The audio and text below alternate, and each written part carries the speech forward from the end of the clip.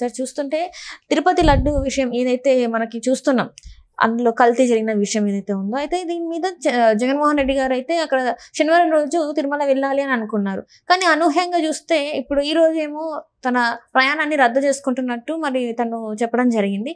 మరి లడ్డు వివాదానికి ఈ రోజుతో తెరపడే అవకాశం ఉందంటారు? ఆయన గత వారం రోజుల నుంచి హైడ్రామా బాగా చేస్తున్నారు.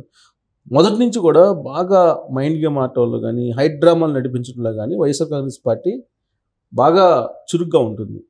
ఆ విషయంలో జగన్మోహన్ రెడ్డి గారు అంత్యవేశం చెయ్యని చెప్పి చెప్పచ్చు. మనం ఆయన రాజకీయపరమైన ప్రయాణాన్ని కనుక తీసుకుంటే వైఎస్ఆర్ కాంగ్రెస్ పార్టీ పెట్టినప్పటి నుంచి 10-12 సంవత్సరాల నుంచి ఆయన వేసేటువంటి ప్రతి స్టెప్, ప్రతి అడుగు, ప్రతి మాట రాజకీయపరమైనటువంటి మైండ్ గేమ్ కనిపిస్తూ ఉంటుంది.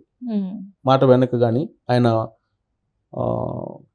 చేసేటువంటి యాక్టివిటీస్ వెనక కానీ డెఫినెట్గా రాజకీయపరమైన వ్యూహం కనిపిస్తూ ఉంటుంది. అందుకనే బహుశా చంద్రబాబు నాయుడు గారు ఒక సమయంలో ఏమన్నారు తెలుసా, పాబ్లో ఎస్కోబార్ అన్నారు. పాబ్లో ఎస్కోబార్ అని కొలంబియా డ్రగ్స్ మాఫియా లీడర్, ఆయన ఒక డాన్ అంటారు, అంతే కదా, ఒక డాన్ అంటే చీకటి వ్యాపారాలకు సంబంధించిన డాన్ ఆయన. అందుకే పాబ్లో ఎస్కోబార్ అని చెప్పి చంద్రబాబు నాయుడు గారు అన్నారు. అంటే చీకట్లో ఎటువైపు నుంచి ఏ వ్యూహాన్ని తీసుకొస్తారో జగన్మోహన్ రెడ్డి గారికి తెలుసు అనేది చంద్రబాబు నాయుడు గారి యొక్క భావన. వాస్తవంలో జరిగింది తిరుపతి దేవస్థానానికి సంబంధించినటువంటి లడ్డూలో తయారీలో కల్తీ నూనె వాడారు, కల్తీ నెయ్యి వాడారు అనేది కదా ఆరోపణ. కల్తీ నెయ్యి వాడారు, దానికి సంబంధించిన రిపోర్ట్స్ వచ్చినాయి. సో అక్కడ NDDB రిపోర్ట్స్ ఇచ్చినాయి కదా.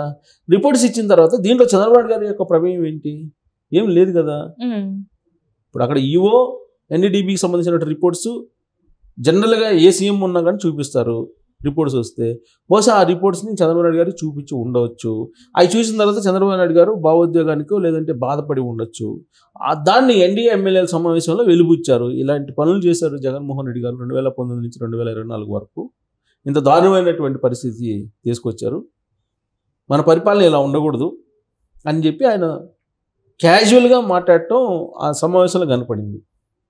ఆ తర్వాత వైఎస్ఆర్ కాంగ్రెస్ పార్టీ వాళ్ళు దాన్ని అందుకున్నారు. అందుకోవడంతో అప్పుడు ఆన్ డాక్యుమెంట్ బయట రావాల్సి వచ్చింది. చంద్రబాబు గారు ఆన్ డాక్యుమెంట్ వచ్చారు, NDDB ఇచ్చినటువంటి డాక్యుమెంట్స్ తోటి బయటకు వచ్చారు. దాంట్లో ఏమి ఇచ్చారు? చాలా క్లియర్గా పత్తి గింజలు లేదంటే ఇతరత్ర సీడ్కి సంబంధించినటువంటి ఫ్యాట్, అలాగే పంది కొవ్వు లేదా ఇతర జంతువులకు సంబంధించిన కొవ్వు ఉండొచ్చు, ఉండే అనుమానం ఉంది అని చెప్పి ఇచ్చారు. ఉండొచ్చు అని చెప్పి ఇచ్చారు. కల్తీ ఉంది అని చెప్పి, డెఫినెట్గా కల్తీ ఉంది అని చెప్పారు. చెప్పినప్పుడు దాని వెనక హిస్టరీ చూస్తే కనుక దాని కాంట్రాక్ట్ ఇచ్చింది ఎవరు? జగన్మోహన్ రెడ్డి గారు. ఏఆర్ డైరీకి ఇచ్చింది ఎవరు? జగన్మోహన్ రెడ్డి గారు. ఏఆర్ డైరీకి ఎందుకు ఇచ్చారు మీరు? ఆ ఏఆర్ డైరీకి రావడానికి ఎన్ని నిబంధనలు మీరు సరళించారు అనేది ఆన్ రికార్డ్ ఉంది కదా. అది చంద్రబాబు నాయుడు గారు చెప్పాల్సిన అవసరం లేదు కదా, ఆన్ పేపర్ ఉంది కదా. దీంట్లో చంద్రబాబు నాయుడు గారు ఆడేటువంటి గేమ్ ఏంటి? ఏం లేదు. వాస్తవంగా ఆయన దాన్ని బయట పెట్టాల్సిన పరిస్థితి ఏర్పడింది. లేదంటే హిందువుల మనోభావాలు అవి మనోభావాలతో ఆడుకోవాలని చంద్రబాబు గారు ఎప్పుడు అనుకోరు. హిందువులకు సంబంధించినటువంటి మనోభావాలతో ఆడుకోవాలని ఏ ముఖ్యమంత్రి అనుకోరు.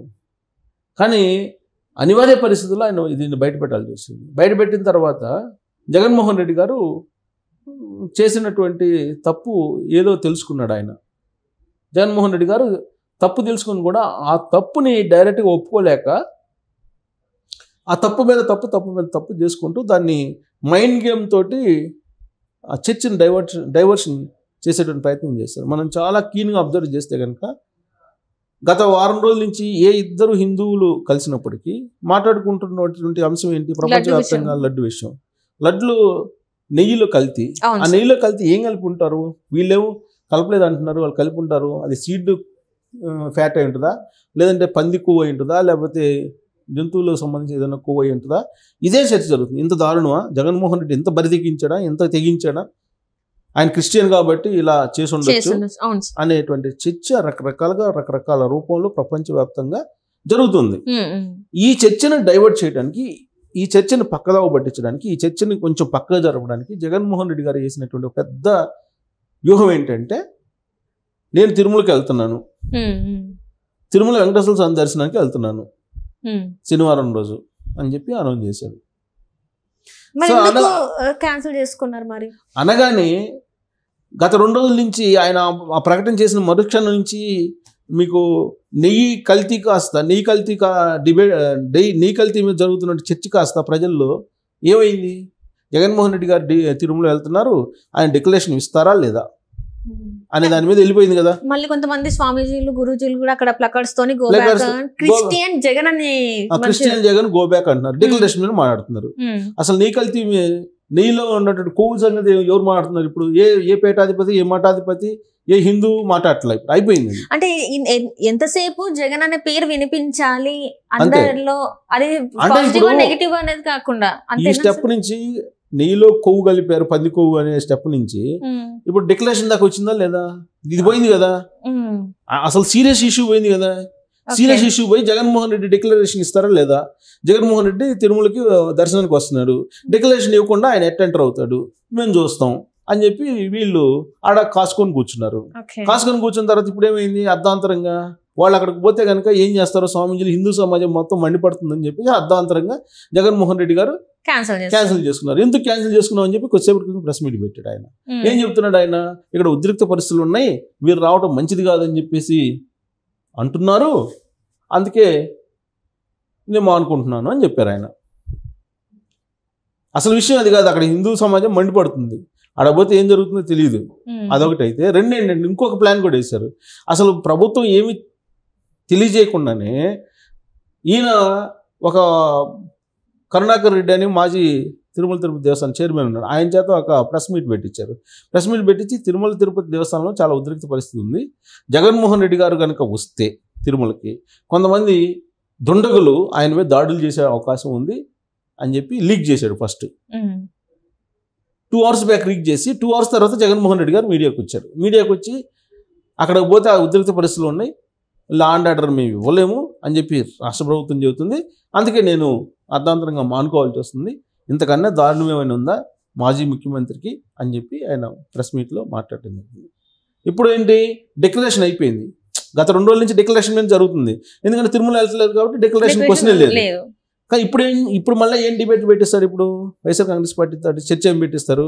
చూడు జగన్మోహన్ రెడ్డి తిరుమల వెళ్తుంటే అడ్డుకున్నారు, ఆయన క్రిస్టియన్ అని చెప్పి డిక్లరేషన్ ఇవ్వకుండా వస్తే మేము ఎంత చూస్తామని బెదిరించారు, అందుకమ్మా అనుకున్నాడు అని చెప్పి ఇప్పుడు తిరుమలకు రాకుండా చేశారు.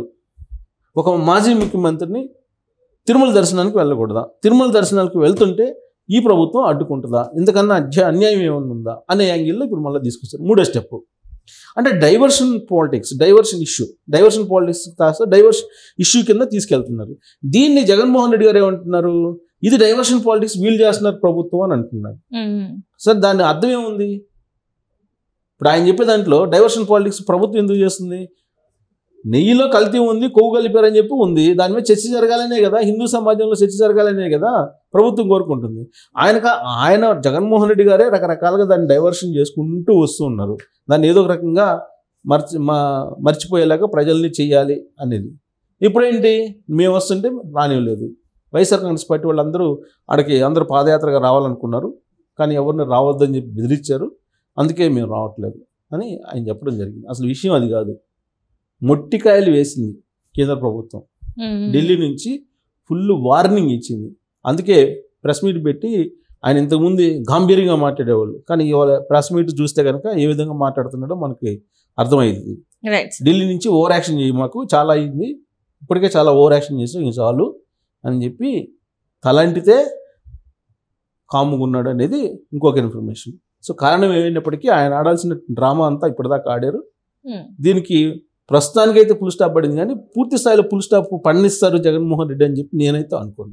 Right sir, thank you so much sir. Thank you.